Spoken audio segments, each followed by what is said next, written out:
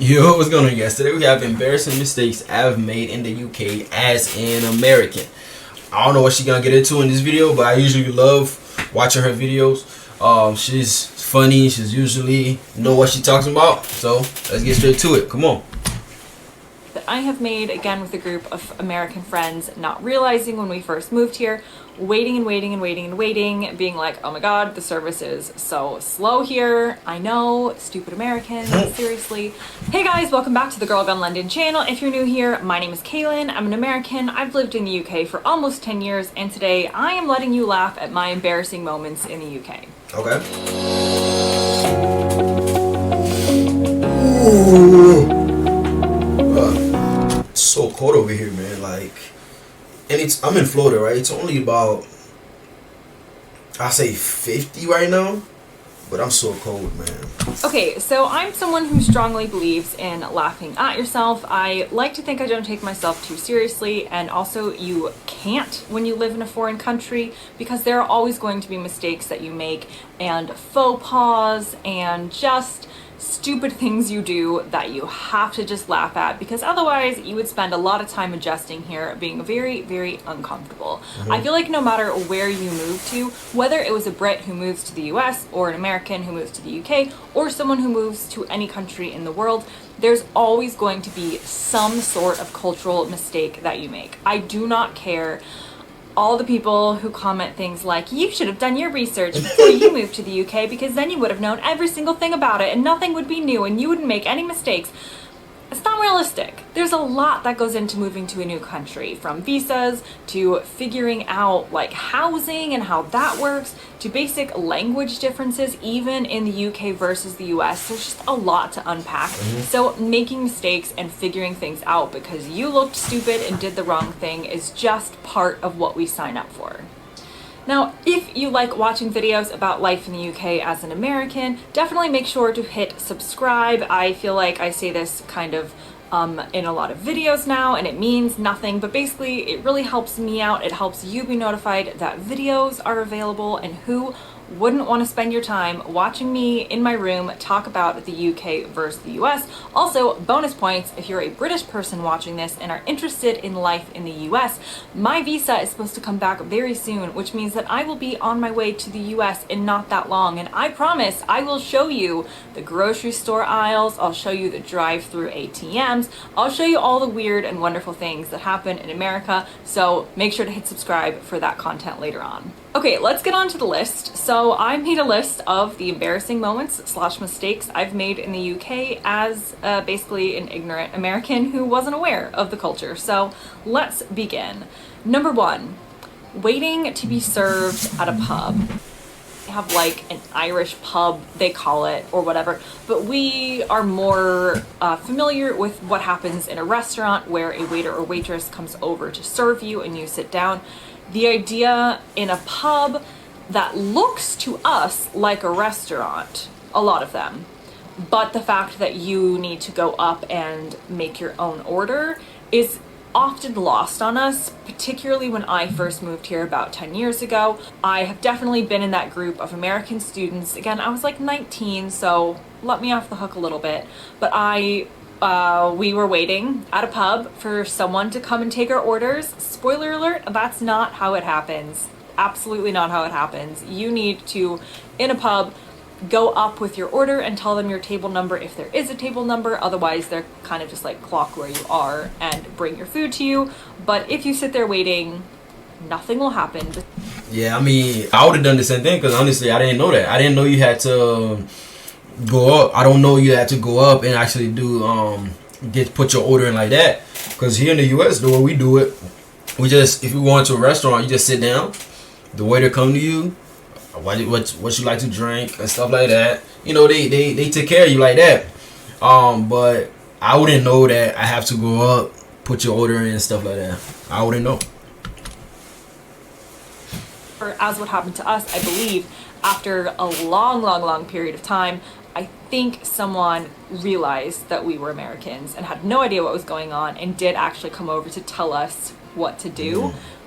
So maybe you'll get lucky, but you should know that just in case. The next mistake I've made is waiting for someone to bring me the bill, or check as we would say in the US, at the end of the meal. So I'll do a whole video about eating out in the UK versus the US, but in the UK, the waiter or waitress is not constantly coming around checking on you. I mean, they are coming to check on you, but not to the extent that they do in the US. And more importantly, they don't give you the bill until you ask for it.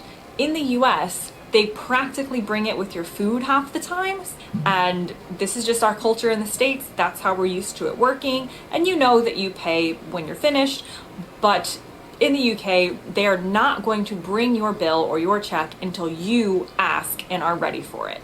You could sit there all night and they just basically think that you're chatting and that you want to be there and you're not ready for the bill yet. So if you want the bill brought to you, you need to ask for it. So that is a mistake that I have made, again, with a group of American friends, not realizing when we first moved here, waiting and waiting and waiting and waiting, being like, oh my God, the service is so slow here. I know, stupid Americans, seriously.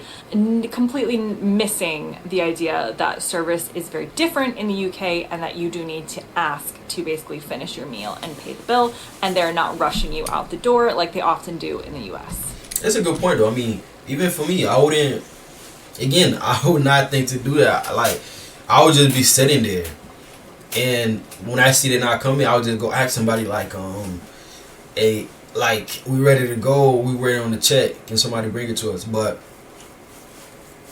like, that's why I love watching stuff like that, because you just don't know. You don't know. Embarrassing moment I've had in the UK was responding to somebody who asked me, or who said to me, "You all right?" with basically what was wrong with me at the time. So the phrase "all right" or "you all right," which I know probably sounds weird coming from me, it sounds much better coming from a British person, but it's essentially a phrase that means "what's up, how are you?" There is no actual feedback required on how you actually are. It's a greeting. However, we don't have this greeting in the US, and so it sounds to us like someone is saying, "Are you okay? Something looks wrong with you." So the phrase like, "Are you all right?" in the US is a very like caring thing. It is kind of sensing that something is not okay, probably emotionally, or it could be like physically with someone if they've fallen or something, and saying, "Are you all right?"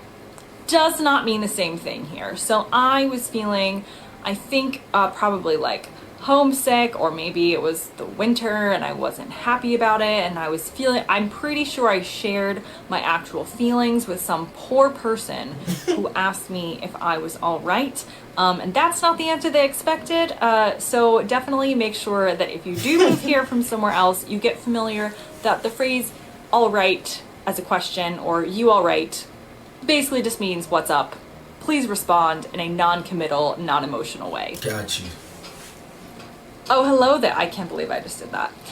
Okay, today's question is, if you could live in any country in the world, which country would you live in and why? And I mean like finances and your real life situation. Don't think about those. Just think about which country, not would you like to visit, but which country would you like to move to so that you can experience these embarrassing expat moments for yourself. Comment below and let me know. Interested to hear what people think. Would you go to the US? Would you go to Europe?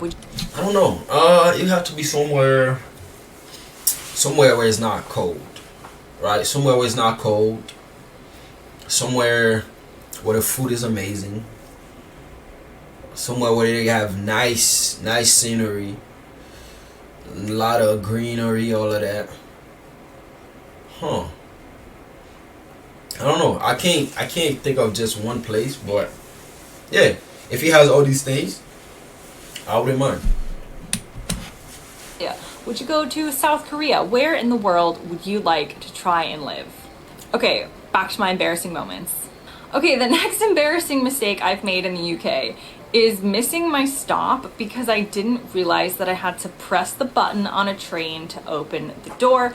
And again, you guys are gonna be like, who is this girl and why do I watch her YouTube videos? She is clearly not the sharpest tool in the shed. Hear me out.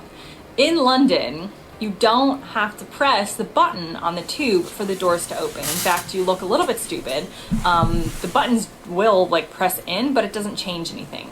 So I had gotten used to taking the tube in London, and things just happened automatically. I took a train further outside of London, and that's not always how the trains work. So they will light up, and then you have to press the button to open or release the door. And I was so panicky about why the door wasn't opening automatically, as if the door was stuck instead of me being the one who needed to open the door. So I missed my stop and had to go back at the next stop and retrace my steps. Very stupid, but it's just something that, you know, every city is going to be different. But if you're used to somewhere else where it does happen automatically, or you're used to London, know that outside of London, a lot of trains are not going to open automatically. You gotta press that button if you want to get off at the next stop. Gotcha. Okay, the next mistake I've made is ordering still water when I wanted tap water, but didn't realize that I needed to actually say tap water to order tap water. Now, in the US, I didn't realize that we had so many different types of water. I feel like when we order water, we usually just get tap water at a restaurant a lot of times. Maybe not in a fancier place, but I'm not that fancy. So in the places that I went and that I go, we would just order water, and it would usually be like tap water. Here, you've got tap water, which is the free water, which came out of like a hose in the back. Or you have still versus sparkling water. And still water is basically regular water in like a glass jug or something. And sparkling water is like kind of fizzy-ish water. So when a waiter or waitress comes to you at the table and says, do you want still, if you order water and they say, do you want still or sparkling? My first reaction was, well, I don't want sparkling, so I guess still is the other option. But no, there's a third option. You should say, oh, actually, can I just have tap water? And that is basically the I am cheap and want free water. But they don't always offer that to you. Depending on how fancy you are, you sometimes have to be the one to actually ask for it. So I ended up paying for it and getting still water instead of the free tap water that I wanted. Okay, the next mistake I've made is looking the wrong way on the street. Now this is very much due to, in the States, we drive on the opposite side of the road. In London in particular, knowing how many international visitors there are, they often have signs on the street that say look left or look right to help you out, which I think is really useful and really helpful. But still, if you go on autopilot, it's very easy to look in the wrong direction to see if cars are coming, step out, and you've put yourself in actually a pretty dangerous situation. So the best rule of thumb, if you're not used to driving or having the traffic flow be on the other side of the road, you should always look three ways. You should look left, right, and left again, or right, left, right again. Which way does it go? Just look all the ways. Look as many times as possible, back and forth, until you're sure no cars are coming from either direction. Don't go off your gut that tells you which way to look, because especially if you've just moved here, it's going to be wrong. So the next mistake I've made in the UK as an American is going to the wrong floor of a building. Okay. So in the UK, the floors of a building start with the ground floor. And that is floor number 0. That is the ground floor. And floor number 1 starts the next one up. Okay. So the first floor of a building is not the floor that opens to the street. In the US, we start with 1 as basically the ground, what is the ground floor here, the one that opens to the street. So when people give you instructions on, oh yes, you can go up to the 4th floor, your employer is ready to interview you now, and you end up on the completely wrong floor, searching and searching and searching for the office that doesn't exist because you're on the wrong floor, but you don't realize you're on the wrong floor because, again, you are an American who's just moved here and clearly has not watched enough British television or YouTube videos to figure out what the situation is. It's very embarrassing. Don't do that. Make sure you keep in your mind that the ground floor of the UK is the first one, and number 1 does not get labeled until you go 1 up from the floor that opens to the street. Okay. Okay, the next mistake I've made is a pretty funny one that has to do with language and accents. So, depending on where you live, you might be familiar with something called Spar, which in my accent sounds funny to me because everyone around me says spa. It's basically like a convenience store, like a tiny grocery store. We have them in our, like in villages around us. And for the longest time, people would say, oh, we should go to the spa shop, or oh, can you pick up some cheese from the spa shop? And in my, or maybe they didn't say spa shop, they just said like from spa. And in my head, I'm like, I don't understand why. First of all, that's kind of an odd store to have, but okay, maybe they sell like, I don't know, like bath soaps and things like that. And then people were like, oh, can you get some cheese? And I was like, this makes no sense to me. British people are very strange. Why are we buying cheese in a shop for the spa or in a spa itself? Turns out it's spelled S-P-A-R. I would call it spar. They call it, with their accents, it sounds to my ears like spa. So that was something for the longest time that I was like, I don't understand this spa shop.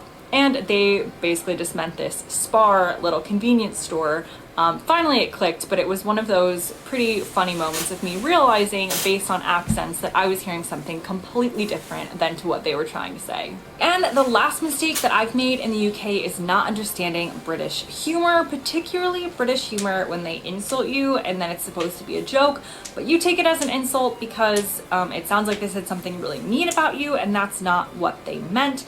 I feel like I do have a much better grasp of British humor now, but it's still something that's very difficult to adjust to as an American. A good rule of thumb is a British person is often not going to insult you to your face. They're going to insult you behind your back and talk about you to everyone in the village or the extended family, or just kind of to their significant other. They're not going to tell you to your face, usually, that you are stupid, that they hate you. They're just gonna like smile and pretend that they like you. So if they do insult you, it's probably a joke. I'm not gonna lie, I'm so cold right now, man, for real. Probably. It's just part of the culture oftentimes of like taking the mickey or this kind of like banter. They just often will insult as a means of humor and, funnily enough, of showing that they actually do like you. So if you're an American moving to the UK or living here, definitely try and like read the room. Does this person have a reason to hate you? Again, if they do hate you, they're probably going to pretend to your face that they like you, because hating someone openly to your face is far too much confrontation for most British people I've met. So if you're insulted, usually take it as a joke. That's just part of the humor. So I made that mistake a lot of thinking that people were saying really mean things about me and I didn't understand, and my feelings were hurt, until I kind of realized that it was part of the humor and just the way, weirdly enough, that they can show affection. Okay. Thank you so much for watching with me. I usually love watching her videos. She's usually entertaining and she knows what she's talking about. She brings the facts and stuff like that. Yeah, if this is your first time on this channel, don't forget to like, comment, and subscribe to the channel. And I'll see you in the next one. Bye bye.